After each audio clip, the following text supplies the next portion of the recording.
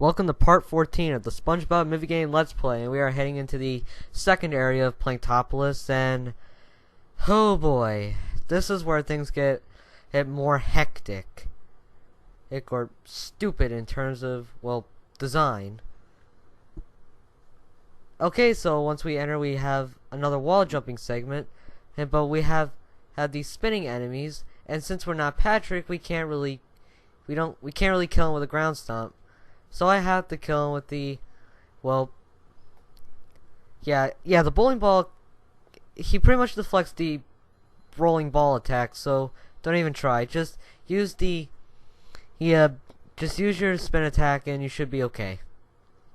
It takes a bit to hit him though.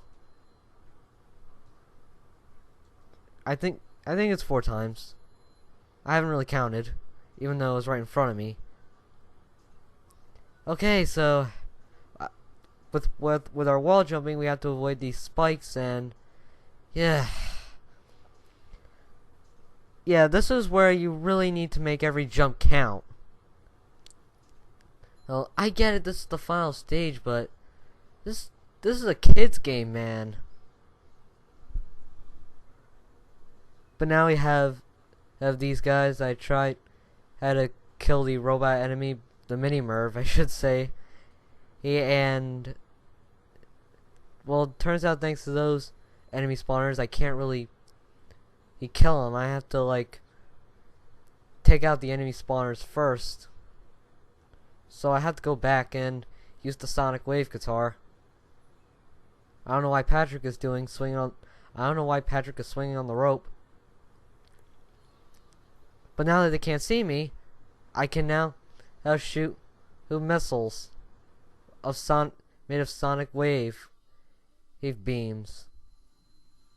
Come on, I can do it. There we go. I'm gonna have to do that. Yeah, you're gonna have to do that until on your first playthrough if you get this upgrade. Because again, you are gonna need it. And I'm just gonna say this right now. The first section, I made it look easy. I made that look easy. It is not. It's actually not. It's actually easier said than done, because my God. Maybe in your later playthroughs you might be able to have an easier time, but again, on your first playthrough, you're gonna have a hard time. I know I did. But before we can move on, we have another challenge. We have one last warp gate to do. Hit this button, and yep, it's a Spongebob challenge. So we just have to like cross these collapsing platforms, and here we go. This is the final Spongebob challenge, and this is without a doubt the heart. This one is the reason why you'll hate the Spongebob so much. The reason why, he doesn't stop on a dime can be a real problem. The new obstacle that we're introduced to are these steam vents. They don't hurt, since we're in Spongebob form, they can't really hurt us. You can't get hurt, but they will push you around. And, well, when it comes to slopes like those and this section right here, Jesus, yeah, like,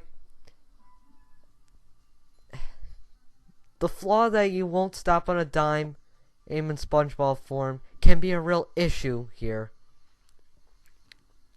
Now watch, let's see, I almost make it.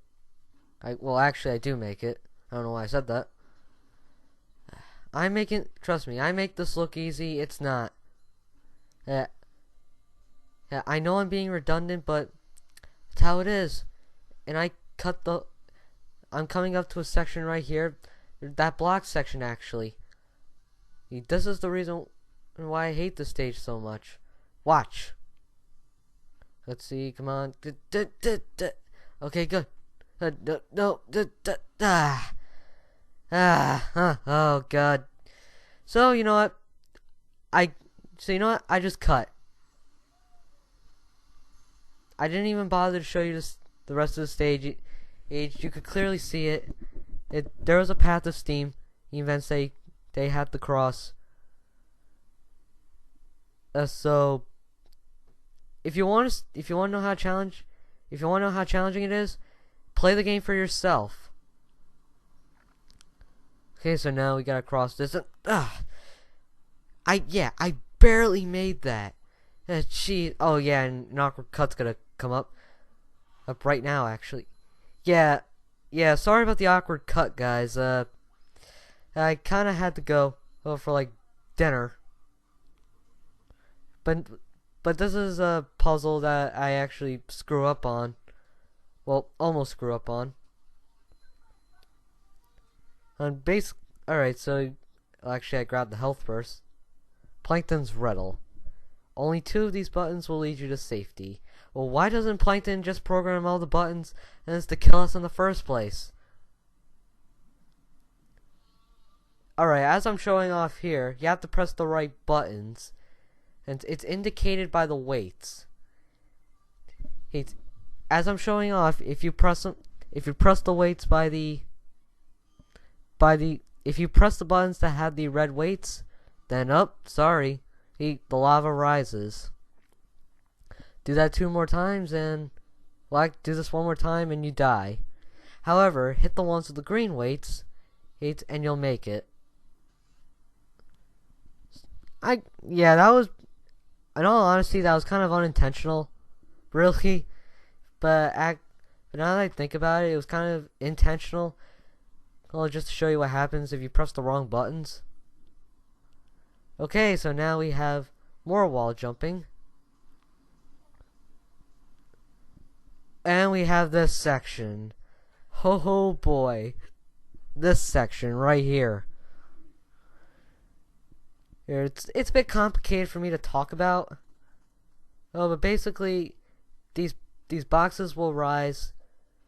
And by the time you hit the wall that's parallel to it, the box will rise. If that makes any sense. Well, the video just explains. And I accidentally wall jumped off that and I died. I do make it here though, so yeah. Alright, now we have this section right here where we have to use the steam vents just so our ball can actually rise. But since we have the upgrade, we don't need it. We don't need the steam vents. And the electrical barrier will move the pals for us. We'll be fine. And I really shouldn't have to talk about this section. I mean, yeah. And now we come up to a wall, where we're gonna get lots of experience. It's like they expected you to mess up here. They're so meh. And I attempt to actually hit the thing, but nope, no way out. So now this section right here. Now please don't be a daredevil and run across us everything, because if you're feeling like a daredevil, then the adventure to the last tower just got a whole lot harder, because these platforms sink. You have to move fast, and when you get to these conveyor belts, another mini Merv shows up. Can you imagine doing it with the mini? Yeah, I failed. Can you imagine doing that with all the mini Mervs? Yeah, I know it'd be stupidly designed. And now would it? Well, actually, not stupidly designed, because it's your fault. Because technically, it would. If I didn't take them out, it would have been my fault for not taking them out in the first place. So just because that sometimes you'll get hit while you're trying to deflect stuff.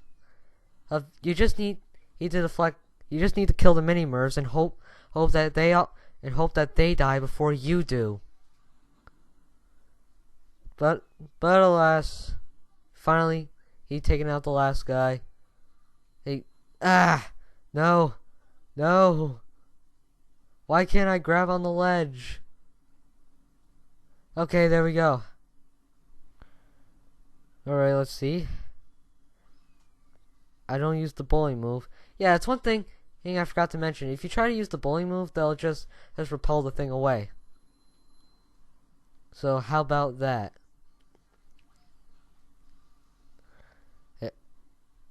And with these guys, oh yeah, make sure you get them. Hope that you actually get them in one shot. Otherwise, we'll move to this section and it'll get harder. Because, you know, more projectiles. And these conveyor belts are so small and crammed. And it doesn't help that the missiles leave residue behind. But yeah, this is where I kind of cut things out.